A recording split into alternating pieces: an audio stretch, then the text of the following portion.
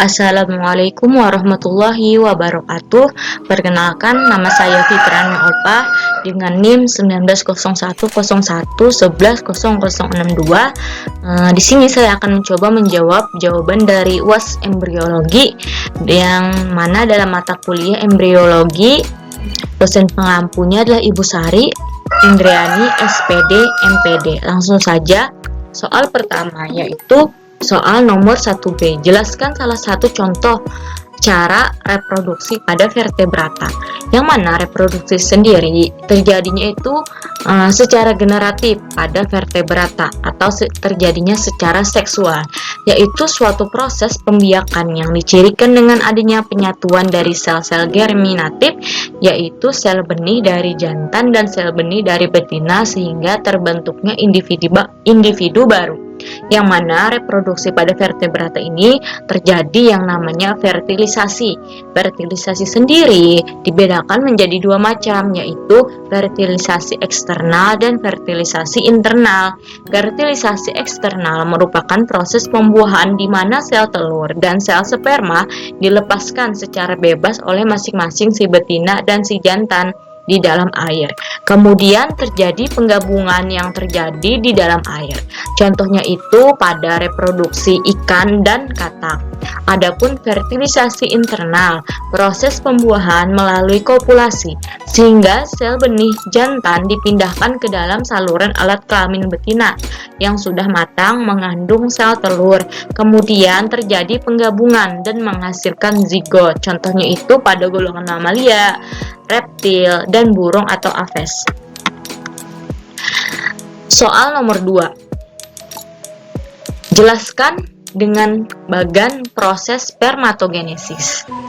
Pertama, pada dinding tubulus seminiferus telah ada calon sperma atau spermatogonium atau spermatogonia yang berjumlah ribuan. Kedua, setiap spermatogonia ini melakukan pembelahan mitosis, kemudian mengakhiri sel somatisnya membentuk spermatosit primer yang siap meiosis. Ketiga, spermatosit primer atau 2N melakukan pembelahan meiosis pertama, membentuk dua spermatosit sekunder. Tiap spermatosit sekunder melakukan pembelahan meiosis kedua, menghasilkan dua spermatid yang bersifat haploid atau N. Tahap selanjutnya yang keempat, spermatid ini berkembang menjadi sperma matang yang bersifat haploid yang semua fungsional, yang berbeda dengan oogenesis yang hanya satu yang fungsional. Selanjutnya, sperma ini yang matang akan menuju epididymis, kemudian ke vas deferens, vesicula seminalis, uretra, dan berakhirnya dengan ejakulasi. Soal nomor 3. Jelaskan salah satu proses fertilisasi pada vertebrata. Fertilisasi pada reproduksi vertebrata ini terbagi menjadi dua, ada eksternal dan internal. Fertilisasi eksternal merupakan proses pembuahan di mana sel telur dan sel sperma dilepaskan secara bebas oleh masing-masing si betina dan si jantan di dalam air. Kemudian terjadi penggabungan yang terjadinya di dalam air. Banyak ikan dan amfibi yang melakukan fertilisasi eksternal, memperlihatkan perilaku kawinan spesifik yang berakhir dengan seekor jantan membuahi telur-telur seekor betina. Perilaku percumbuan adalah pemicu bagi jantan maupun betina untuk melepaskan gamet dengan dua pengaruh, yaitu peluang keberhasilan pembuahan akan meningkat dan pemilihan pasangan kawin yang selektif. Adapun fertilisasi internal, proses pembuahan melalui kopulasi sehingga sel benih, sel jantan dipindahkan ke dalam saluran alat kelamin betina yang sudah matang mengandung sel telur. Kemudian terjadinya penggabungan dan menghasilkan zigot.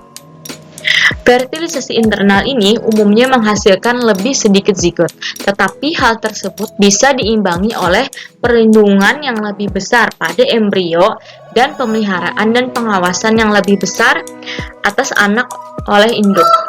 Jenis utama perlindungannya meliputi cangkang telur yang resisten, perkembangan embrio di dalam saluran reproduksi induk betina, dan pemeliharaan telur dan keturunan oleh induk. Contohnya ini pada aves, reptil, dan mamalia. Soal nomor 4, jelaskan proses organogenesis. Proses organogenesis memiliki dua periode atau tahapan, yaitu pertama, periode pertumbuhan dan periode pertumbuhan akhir. Periode pertumbuhan, antara periode ini terjadi transformasi dan diferensiasi bagian-bagian tubuh embrio sehingga menjadi bentuk yang definitif yang khas bagi suatu spesies, seperti pada katak pada tingkat berudu. Adapun periode pertumbuhan akhir. Periode pertumbuhan akhir adalah periode penyelesaian bentuk definitif menjadi suatu bentuk individu.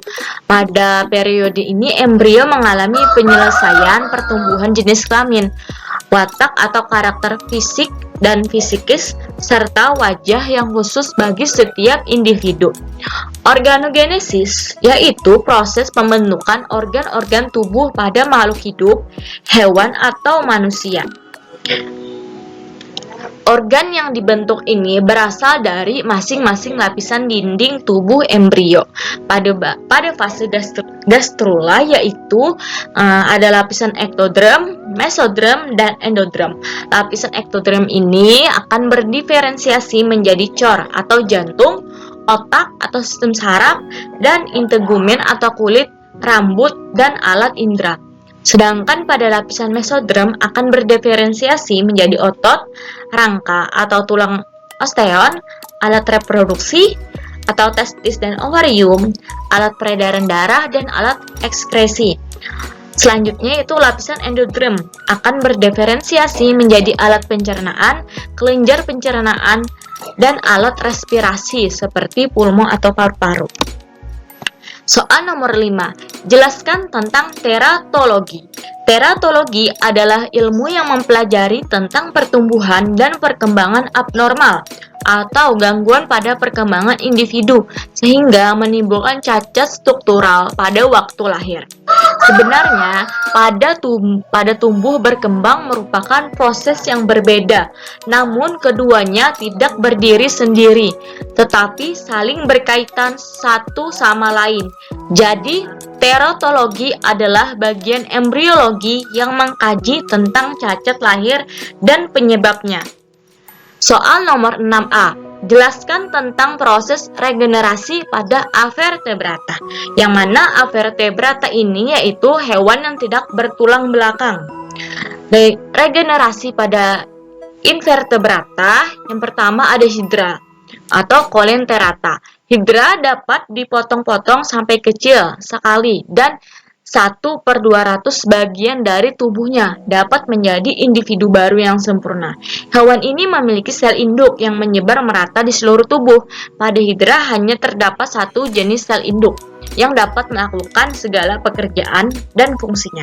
Pada hidra, sekitar 40% sel tubuhnya itu terdiri dari sel induk. Jadi dalam penelitian menunjukkan bahwa hanya diperlukan sekitar 10.000 sel untuk melakukan regenerasi secara lengkap menjadi seekor hidra yang sempurna. Adapun planaria atau Platyhelminthes.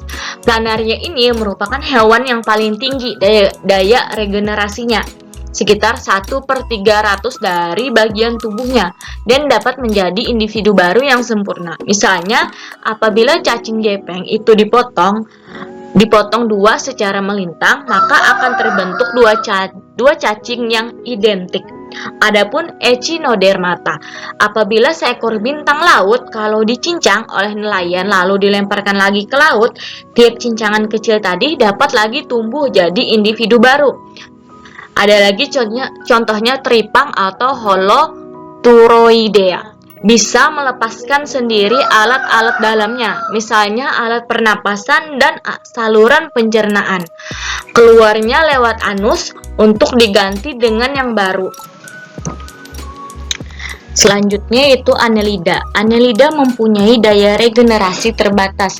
Apabila tubuhnya dipotong, maka setiap potongan tubuh tersebut dapat tumbuh lagi menjadi individu baru yang sempurna.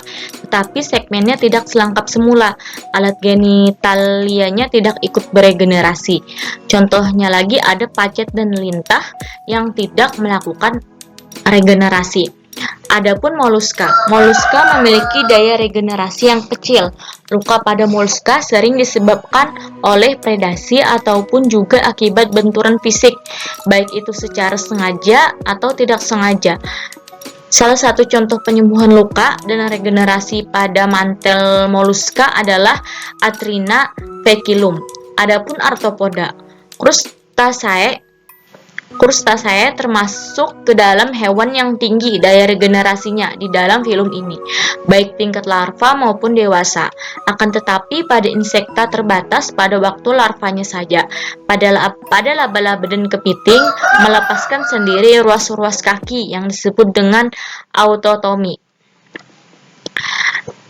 Soal nomor 7. Jelaskan salah satu contoh metamorfosis pada vertebrata.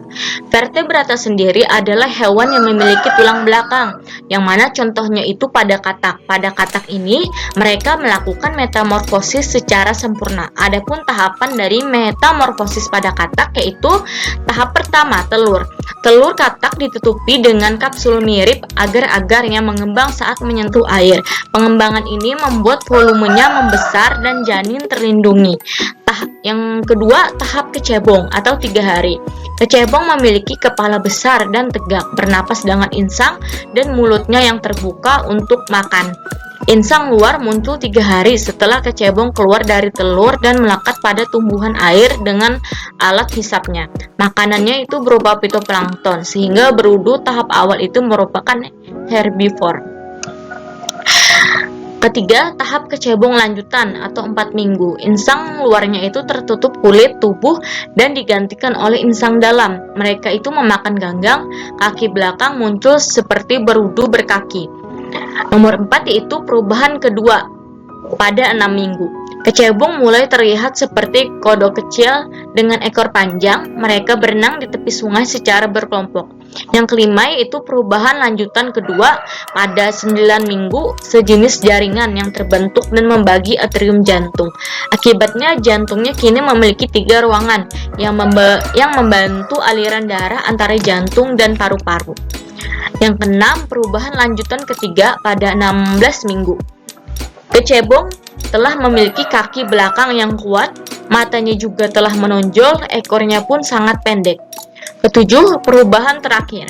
Katak-katak dewasa berkumpul di tepian sungai sebelum meninggalkan air untuk pertama kalinya.